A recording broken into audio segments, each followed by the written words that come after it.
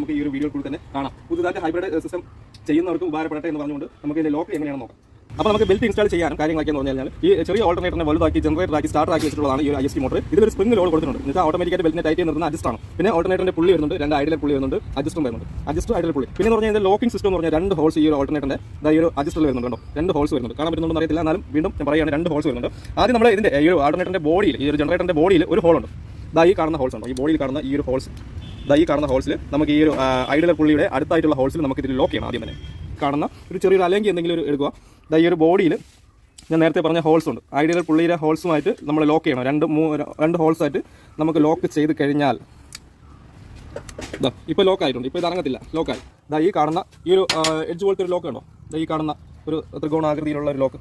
ഈ ലോക്ക് നമുക്ക് ഈ ഒരു ഐഡിയൽ പുള്ളി ഒരു സ്പാനർ ഉപയോഗിച്ച് നമുക്ക് ഇങ്ങനെ കറക്കി ബാക്കിലോട്ട് കറക്കി എടുക്കുമ്പോൾ ഒരാൾ ഇതിൻ്റെ ലോക്ക് ഒന്ന് സെറ്റ് ചെയ്തത്